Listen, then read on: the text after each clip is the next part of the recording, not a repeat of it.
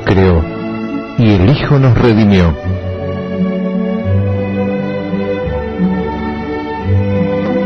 Conocer y amar a Dios exige el esfuerzo de la inteligencia y la rectitud del corazón. Teología para Todos, un curso de religión multimedia. En el nombre del Padre, y del Hijo, y del Espíritu Santo. Amén. Bienvenidos, queridos amigos, a este nuevo programa de Teología para Todos. Hoy con la presencia de Julián, que nos acompaña habitualmente tras la cámara, pero por la ausencia de Mónica, Julián ahora está ocupando este lugar, así que Julián, muchas gracias por tu presencia, muchas gracias también por tu ayuda, hoy en cámaras, pero desde que empezamos atrás de cámaras. Bueno, padre, al contrario, para mí es un gusto. Muy bien, y tengo el gusto de decirles que vamos a comenzar ahora unos programas que son bastante más prácticos y bastante más teológicos, porque los primeros fueron un poco teóricos, un poco científicos, muchos datos. Ya vamos a empezar a hablar de algunos temas que hacen más al corazón, a la vida, que se refieren más directamente a Dios. De hecho, hoy vamos a hablar justamente sobre las perfecciones de Dios, y el misterio de la Santísima Trinidad, y comenzamos a explicar un poquito el misterio de la Encarnación.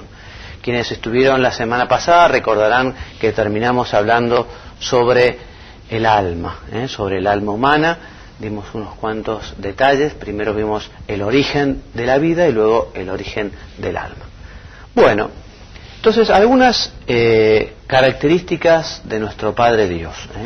En primer lugar decimos que Dios es omniperfecto, o sea que Dios es la entera perfección. Dios posee todas las perfecciones y por lo tanto no posee ninguna imperfección.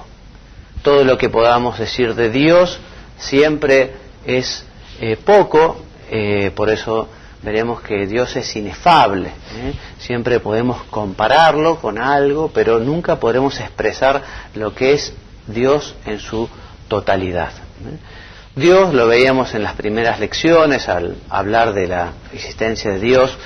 Dios es el ser necesario porque su esencia es existir, no como el resto de los seres que son seres contingentes, pueden existir o pueden no existir. En cambio, si Dios no existiera, no existiría nada, no hubiera existido nada, ni el cosmos, ni las personas, ni nada de lo que vemos. Dios es inmutable, o sea, en Dios no hay movimiento. El movimiento denota una imperfección. Filosóficamente se define movimiento como el paso de la potencia al acto. El movimiento es el acto que está en potencia en cuanto que está en potencia. Y evidentemente la potencia, el poder llegar a ser algo que uno no es, o estar en un lugar donde uno no está, denota imperfección. En cambio, en Dios no hay imperfección alguna, Dios es inmutable, en Dios no hay movimiento. También decimos que Dios posee la plenitud del ser. Como posee por naturaleza la plenitud de la existencia, también posee la plenitud del ser y por eso mismo no puede crecer.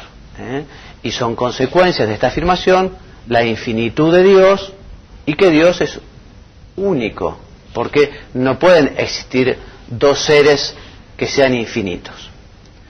Bueno, Dios lo puede todo, nada es imposible para Dios, Dios puede hacer todo, evidentemente todo lo que no sea contradictorio o todo lo que no sea absurdo, como un círculo cuadrado, en fin, es algo que no se puede hacer y es un absurdo en sí mismo, pero todo lo que se puede llegar a realizar, eso lo puede hacer Dios.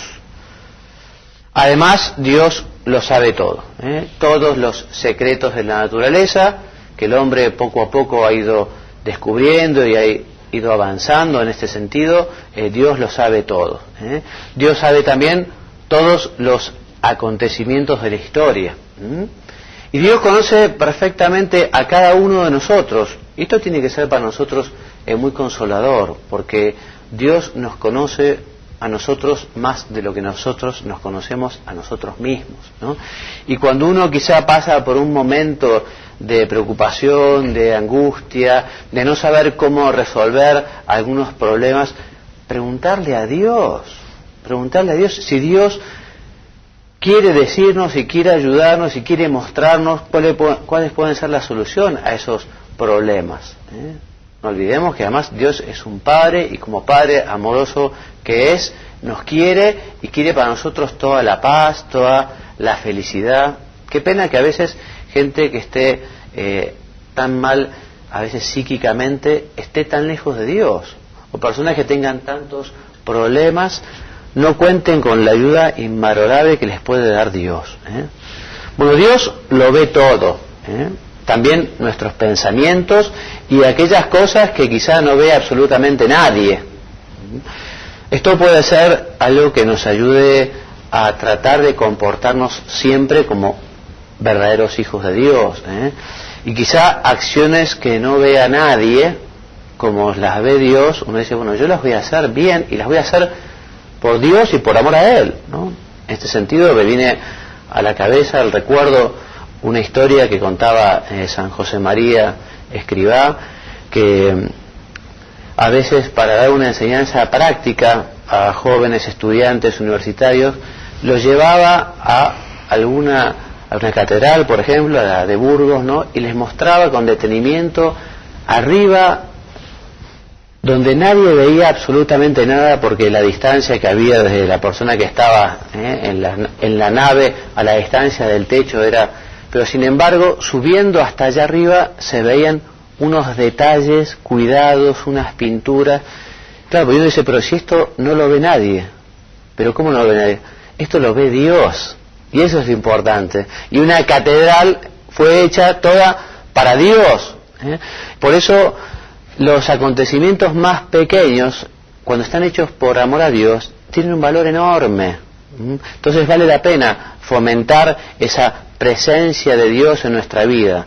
Nosotros estamos presentes ante los ojos de Dios, que lo ve todo, y vale la pena que hagamos las cosas con la mayor perfección posible, por amor a Dios, que hagamos las cosas con todo el amor que podamos. Bueno, también recordamos que Dios es enteramente justo, y dará a cada uno, a cada persona, a cada hijo suyo, aquello que merezca.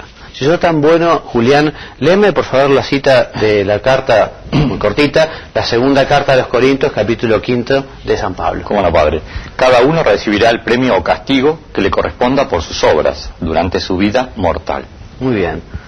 Y en ese sentido es bueno recordarlo y tenerlo muy presente, porque efectivamente el día de mañana, en la eternidad, estamos de paso, somos peregrinos, no tenemos morada permanente, viviremos más o menos, pero después viene la eternidad, ¿no? Y esa eternidad estará determinada por cómo hemos vivido, ¿no? Y si hemos vivido una vida buena, si hemos vivido una vida santa, si hemos tratado de hacer el bien, bueno, nuestro Padre Dios nos podrá dar un abrazo y decir, bueno, muy bien, siervo bueno y fiel, porque fuiste fiel en lo poco, yo te consagraré en lo mucho, entra en el gozo de tu Señor, que es lo que Dios quiere para cada uno de nosotros, porque Dios es infinitamente misericordioso y perdona siempre. Aquí tenemos 3 fotos distintas de unos cuadros de la parábola del hijo pródigo, ¿no?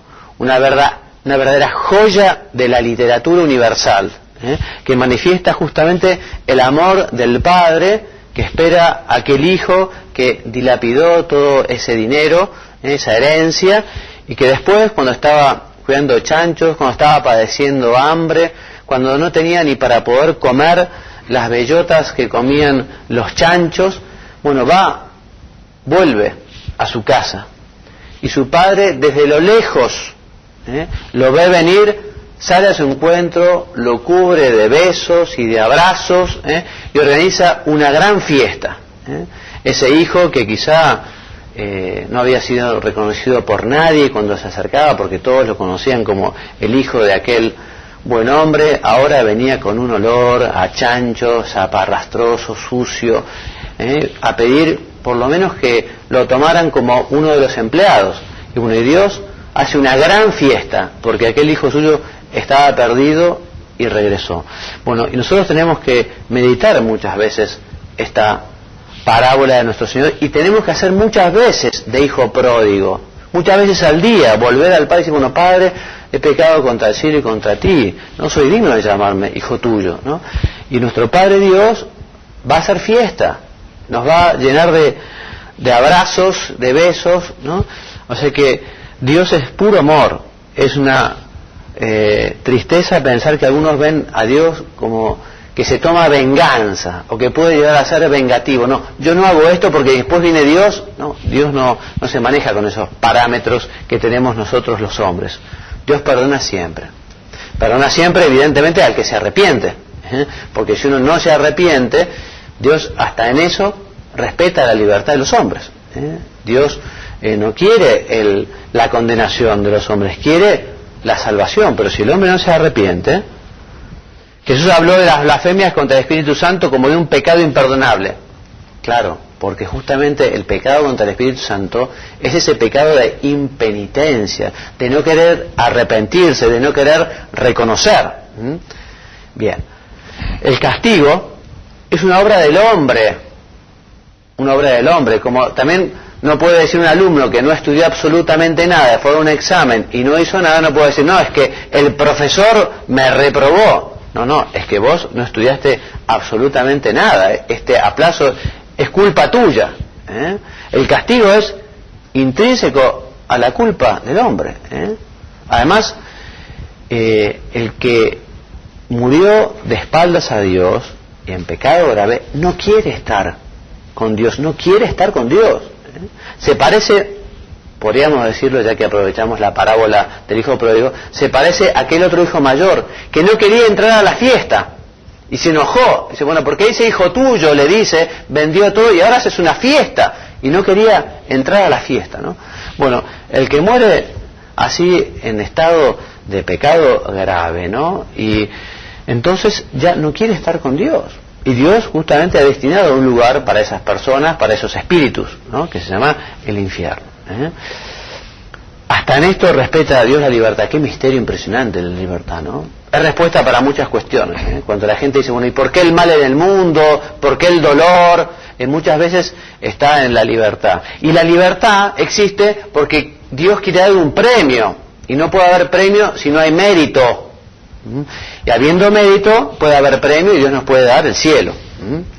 Bueno, Dios está presente en todas partes y lo está por esencia, por presencia y por potencia. O sea que Dios a todos nos mantiene en el ser. Si Dios se olvidara de nosotros, por decirlo de alguna manera, ¿no? Nosotros en ese preciso instante desapareceríamos del mapa de la existencia, igual que toda la creación, porque Dios creó, pero está manteniendo en el ser a toda la creación. Dios está presente porque, bueno, Dios está afuera del lugar, como que también está afuera del tiempo. Dios tiene todo presente, todas las cosas, y está, digamos, en todos los sitios, como decía el catecismo que estudiamos para la primera comunión. Dios está en el cielo, en la tierra y en todo lugar. Y Dios está en potencia en cuanto que justamente posibilita a todas sus criaturas actuar. Dios es espíritu puro. Por ser espíritu, no tiene cuerpo, es inmaterial. Y por eso los que están en el cielo tienen una gracia muy particular que se llama el Lumen Glorie. Por el Lumen Glorie, justamente los bienaventurados pueden ver a Dios. Pueden ver a Dios. Es un don que Dios le da justamente a estas personas que han alcanzado la bienaventuranza eterna. Lo decíamos al principio, Dios es inefable, porque es imposible decir adecuadamente cómo es. Siempre de Dios hablaremos analógicamente, por decirlo de alguna manera, por analogía. Siempre será en parte, digamos, parecido, pero sobre todo será siempre corta, siempre será mezquina, siempre será, digamos, imperfecta esa definición o esa característica que damos de Dios. Bueno, vamos a hablar un poquito ahora del misterio de la Santísima Trinidad. Ya hemos dicho que hay un solo Dios verdadero, lo dice la Biblia, lo define la Iglesia, y Dios después, en su infinita sabiduría, por esa pedagogía de la revelación, también ha querido, con la venida de Jesucristo, revelarnos que Dios es uno, pero Dios es en tres personas. O sea que tenemos un solo Dios verdadero, pero en tres personas. Quizá la definición más concreta, puntual, mejor, en la que Jesús nos revela el misterio de la Santísima Trinidad, es cuando Él está a punto de ascender a los cielos, ¿no? Y lo recoge Mateo en su capítulo 28, versículo 19, que le dice, si me lees Julián, Mateo 28, como Jesús a los apóstoles allí presentes. Id por todo el mundo y enseñad a todas las gentes, bautizándolas en el nombre. Muy bien, en el nombre del Padre, y del Hijo y del Espíritu Santo. También se revela este misterio el día del bautismo del Señor, que efectivamente aparece el Padre, aparece el Espíritu Santo en forma de paloma. Bien, y es un dogma que va a ser definido en 1215 en el Cuarto Concilio de Letrán. Recién en ese momento fue necesario definirlo. Desde el principio los discípulos del Señor se dieron cuenta que esta era una verdad fundamental. Entonces, las tres personas son Padre, Hijo y Espíritu Santo. El Padre engendra eternamente el Hijo por vía de conocimiento. Y una forma de explicar este misterio, una forma de explicar es la siguiente: Dios tiene un conocimiento de sí que es tan profundo y tan perfecto que ese conocimiento genera el logos, genera el verbo, genera a Jesucristo, a Jesús, al Hijo, a la segunda persona de la Santísima Trinidad. O sea que el Hijo es eternamente engendrado por el Padre. Y entre el Padre y el Hijo hay un amor tal, también tan perfecto, que eso hace que genere una persona que es la persona del Espíritu Santo. El Espíritu Santo procede del amor entre el Padre y el Hijo. Bueno, el Padre es Dios, el Hijo es Dios, el Espíritu Santo es Dios. No son tres dioses, sino es un solo Dios verdadero. Un solo Dios en tres personas distintas. Léeme, por favor, Julián, entonces lo que dice esta diapositiva. ¿Cómo no? Un solo Dios en tres personas distintas. Poseen la única y misma naturaleza divina, los mismos atributos: grandeza, poder, sabiduría, bondad, santidad. El mismo querer y el mismo obrar. Las operaciones, creación, redención y santificación, pertenecen a las tres divinas personas, pero por apropiación. Vamos a explicar un poquito. Entonces, un solo Dios en tres personas, una única naturaleza, o sea que las tres divinas personas son igualmente poderosas, sabias, bondadosas, santas. Tienen el mismo querer y el mismo obrar. Pero por apropiación o por atribución se dice que fue el Padre el que ha creado, el Hijo el que nos ha redimido y el Espíritu Santo es el que nos santifica. Evidentemente, en la creación actuó el Padre, el Hijo y el Espíritu Santo. En la redención, el Padre, el Hijo y el Espíritu Santo. Y en la santificación también, el Padre, el Hijo y el Espíritu Santo. Pero por apropiación se dice que la creación es del Padre, la redención del Hijo y la santificación del Espíritu Santo. O que hubo un tiempo del Padre, el tiempo del Hijo, y que estamos viviendo el tiempo del Espíritu Santo. Y el Espíritu Santo, que es la tercera persona de la Santísima Trinidad, el Paráclito, el Santificador, no puede ser para los cristianos un desconocido. Sino que realmente hay que tratarlo, invocarlo, hay que rezarle, tiene que ser alguien muy cercano y muy querido. Porque tratar al Hijo, a Jesús, con toda la información y todos los datos que tenemos en el Evangelio, no es difícil. O al Padre, el Creador, una imagen, pero a veces al Espíritu Santo puede costar un poquito más. Y es bueno que nosotros, en nuestra oración y en el trato, nos refiramos a las tres divinas personas separadamente también. Nos dirigimos a veces al Padre, a veces al Hijo y a veces al Espíritu Santo. Vale la pena pedirle sus dones. Algún día hablaremos de cada uno de ellos, pero te pediría, Julián, si los podés leer, los 7 dones del Espíritu Santo. Sí, como no. Sabiduría, entendimiento, consejo, fortaleza, ciencia, piedad, temor de Dios. Te hablaremos algún día un poquito. Y también los frutos que podemos conseguir del Espíritu Santo. Caridad, gozo, paz, paciencia, longanimidad, bondad, benignidad, mansedumbre, fe, modestia, continencia, castidad. Muy bien. Vamos a hablar un poquito de los misterios, vamos a hablar rápidamente porque nos queda poco tiempo, ¿no? Los misterios son realidades reveladas que superan nuestro entendimiento.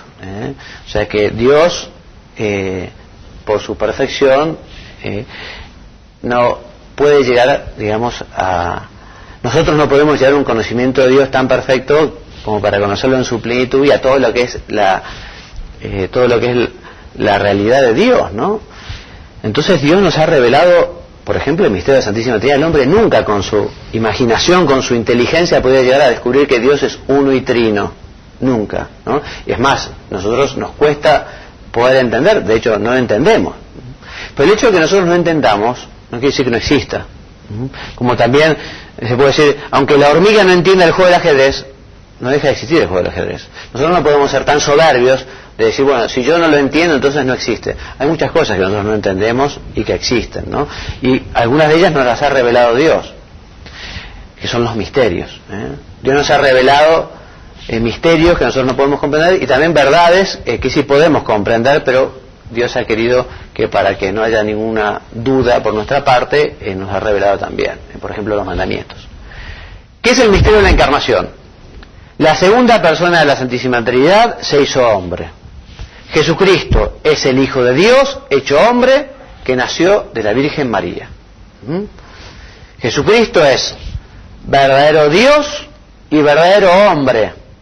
Y esta unidad está en la persona de Cristo, en la persona del Verbo.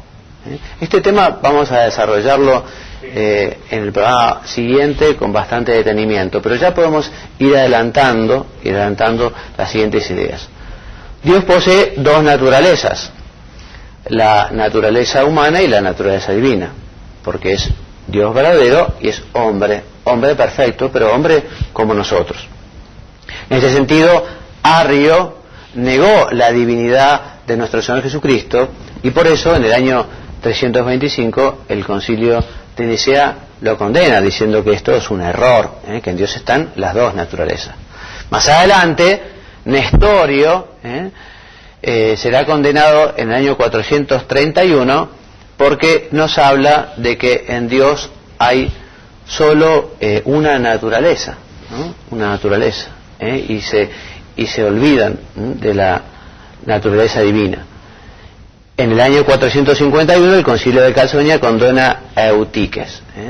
Estos son los primeros errores trinitarios y más concretamente errores respecto de nuestro Señor Jesucristo.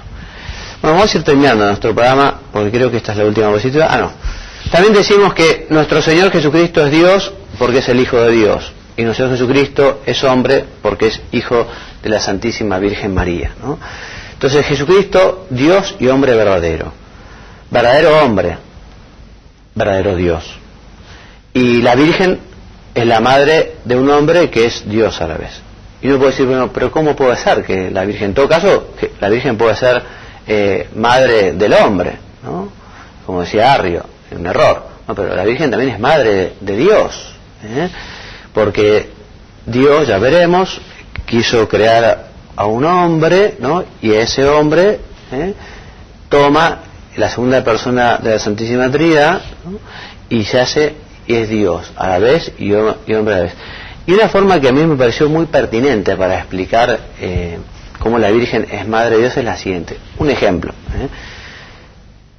Supongamos que uno de ustedes es elegido por voto popular intendente de una localidad X, ¿no? Bueno, inmediatamente después de esa elección y de la toma de posesión, bueno, vos ya sos intendente, ¿no? Y tu madre será la madre del intendente. No es que tu madre te haya dado la intendencia, que quizás la conseguiste vos por voto popular, ¿no? Pero sí, al ser embestido de esta responsabilidad, tu madre directamente se convierte en la madre del intendente, ¿no? Bueno, una forma de explicarlo es esta, ¿no? La Virgen es madre de Dios, porque su Hijo es Dios, ¿no? Bien, hasta aquí entonces el programa de hoy. Yo creo que podemos aprovechar para sacar algunas conclusiones prácticas, ¿no? Y justamente proponernos procurar tratar más al Espíritu Santo, ¿no? además al Espíritu Santo, que a veces es un poco desconocido para nosotros. Tenerlo presente, ¿no? En ese mismo sentido, esta misma idea, tratar a cada una de las tres divinas personas en la oración, dirigirnos al Padre para pedirle algunas cosas, dirigirnos al Hijo, dirigirnos al Espíritu Santo, tenerlos presentes en la oración y referirnos a cada uno de ellos. También sería muy oportuno poder conocer muy bien la vida de Jesucristo. En el próximo programa seguiremos hablando de nuestro Señor, ¿no? Pero conocer la vida de Jesús, porque nuestra misión aquí en la tierra es tratar de parecernos lo más posible a Él, tratar de ser Cristo. Casi parece una herejía esto, ¿no? Pero identificarnos de forma tal que poder decir como San Pablo, ya no soy yo el que vivo, sino que Cristo vive en mí. Y para eso hay que conocer su vida, para eso también hay que tratarlo, para eso también hay que aprovechar toda esa gracia que nos quiere dar. Gracia que recibimos especialmente a través de los sacramentos y muy particularmente a través de la Eucaristía, donde justamente nos configuramos con nuestro Señor. No es que la Eucaristía se convierta en nosotros, sino que nosotros nos estamos convirtiendo o pareciendo a nuestro Señor. Entonces, recibirlo, la gracia de la Eucaristía, también la gracia de la penitencia, en la medida en que recibamos más gracia, nos estamos pareciendo más a Dios, porque la gracia es justamente un identificarse con la naturaleza divina. Es como si nos injertáramos en Dios, es como si fuese una transfusión de sangre divina, por decirlo de alguna manera. Eso lo recibimos con la gracia, ¿no? Así que vamos a aprovechar y hacer estos propósitos, ¿no? Tratar al Padre, tratar al Hijo, tratar al Espíritu Santo. Hacer oración con el Padre, con el Hijo y el Espíritu Santo. Conocer cada vez más profundamente al Señor en su vida, aprovechar sus sacramentos y hacer oración, dialogar con Él, charlar con Él. Bueno, me despido entonces invitándolos a que vengan a nuestro próximo programa la semana que viene, que les digo, vamos a continuar profundizando con el misterio de la Encarnación, con la vida de nuestro Señor, un tema que tiene que ser verdaderamente apasionante. Yo estoy esperando poder conseguir el libro del Papa que ha salido recientemente, está en italiano, no se ha salido publicado en castellano, ojalá pronto lo pueda tener en italiano o en castellano, porque tenemos que tener hambre de conocer a Jesucristo. Así que yo los invito a que vengan la semana que viene, a que nos escuchen, porque vamos a hablar de nuestro Señor.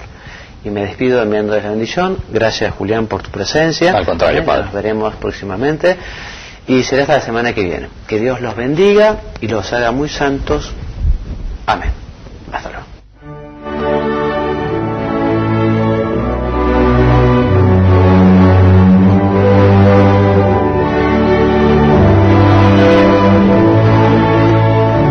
El Padre nos creó y el Hijo nos redimió.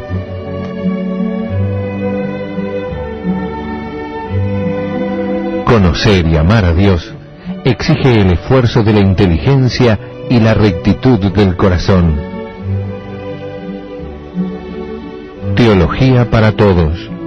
Un curso de religión multimedia.